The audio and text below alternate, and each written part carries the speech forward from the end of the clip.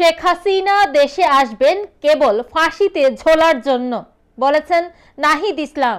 বিচারের মুখোমুখি হতে এবং ফাঁসি কাষ্ঠে ঝোলার জন্যই কেবল শেখ হাসিনা দেশে আসবেন বলে মন্তব্য করেছেন অন্তর্বর্তী সরকারের তথ্য সম্প্রচার ও টেলিযোগাযোগ উপদেষ্টা মোহাম্মদ নাহিদ ইসলাম। সোমবার 23 ডিসেম্বর বিকালে কেন্দ্রীয় শহীদ মিনারে জুলাই অভ্যুত্থানে শহীদ মোহাম্মদ আরাফাতের নামাজের জানাজায় অংশ নেওয়ার পর সাংবাদিকদের সঙ্গে আলাপকালে তিনি একথা বলেন। নাহিদ ইসলাম বলেন, যারা ইন্ডিয়ায় আশ্রয় নিয়েছেন এবং ভাবছেন তারা বাইরে থেকে বাংলাদেশকে অস্থিতিশীল করবেন, তাদের বলবো আপনারা বিচারের সম্মুখীন হওয়ার জন্য মানসিকভাবে প্রস্তুতি নিন।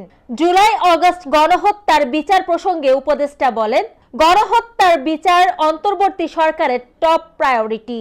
এই বাংলার মাটিতে গণহত্যাকারীদের বিচার করব। এ প্রতিজ্ঞা করেই আমরা এক দফার ঘোষণা দিয়েছিলাম। আমরা সেখান থেকে এক বিন্দু পরিমাণও পিছপা হইনি। আমরা বিচার নিশ্চিত করব।